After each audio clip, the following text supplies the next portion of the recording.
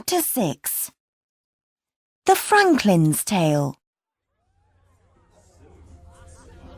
Before the Franklin began his story, he said, I never learnt much from books because I didn't go to a good school. My story's about a husband and wife too. But for me, when a man and woman marry, the two of them must rule in their home. Differently, of course, for it to be a happy one. And with that, he began. Arviragus was a good, rich knight. He lived in a castle on a black hill near the sea in Brittany in France. One day, he decided to marry. He chose for his wife a beautiful young woman, Dorigen. Before the wedding, he said to her, When we are husband and wife, I'm always going to think well of you, and I'm never going to be angry when you say or do foolish things. Can you promise me this too? Of course, said Dorigen, and she promised. Soon after the wedding, Arviragus went away to a different country. Dorigen felt lonely. She often went down to watch the sea. It hit the black rocks for hours. Dorigen watched it sadly and waited for her husband to come home. A rich man, Aurelius, lived near Arviragus's castle. Day after day, he saw Dorigen from his window, and he fell in love with her. He began to go for walks by the sea. One day, he spoke to Dorigen. Would you like to come to my castle for dinner? I'm sorry, said the faithful Dorigen. I can't. I'm waiting for my husband. Day after day, Dorigen watched the sea. Day after day, Aurelius came and spoke to her. Would you like a drink? Would you like to meet my friends? Always, Dorigen's answer was No. But one morning in May, Aurelius said, Dorigen, would you like to come on a picnic? And this time, Dorigen said, Yes.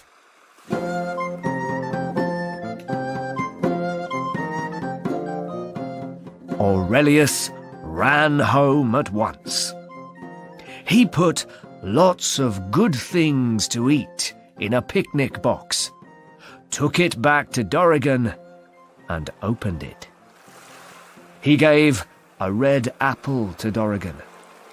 She sat on a little rock near him and ate it. Soon, Aurelius said, Dorigen, I love you. Your husband's away. You can come to my castle in secret. I want you. No, she said. Dorigen, think again. You're alone. Come to my castle. I need you. Dorigen laughed. Aurelius, I promise you something.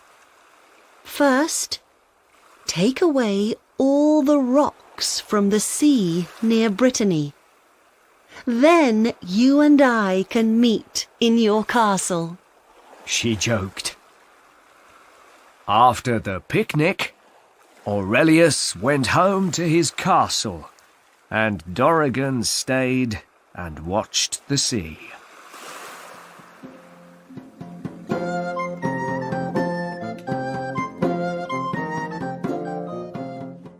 One day, Arviragus came home after many months. He and Dorigen hugged and kissed when they met. I'm happy to be back, he said. I'm happy to have you here again, said Dorigen. But on that day, at the same time, Aurelius met a magician. He told the man about Dorigen's promise. For 1,000 pounds, I can take away all the rocks from the sea near Brittany, the magician said. Do it, and I can give you the money the day after tomorrow, said Aurelius.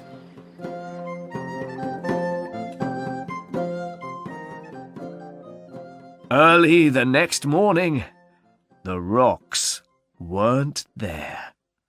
Aurelius came at once to see Dorigen. Remember your promise. I'm waiting for you tonight, he said. Then he went back to his castle. Dorigen remembered her foolish joke and felt sad. What's the matter? Asked Arviragus at breakfast. Dorigen told him all about the picnic and her foolish promise. Arviragus said, Dorigen, I'm sorry. It was a joke, I know, but a promise is a promise. It's going to hurt me a lot, but there are no rocks in the sea today. So you must go to Aurelius tonight.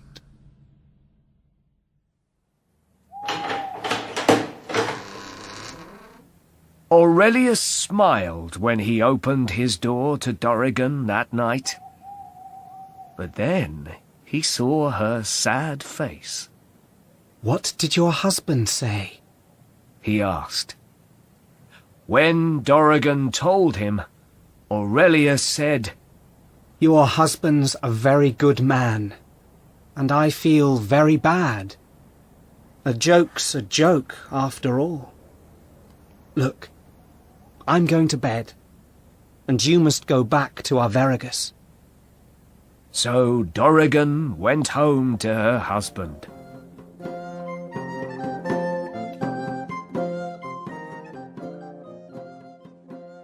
The next day, the magician visited Aurelius. Where's my money? He said. And what happened with Dorigen? Aurelius told him about the night before. You poor man, said the magician. After all that, you didn't get the girl. Well, Arviragus is a good husband. Dorigen's a good wife.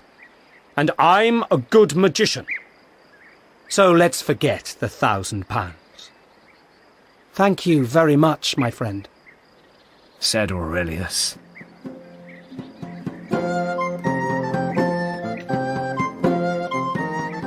In the end, after all these interesting stories and more, we pilgrims arrived in Canterbury.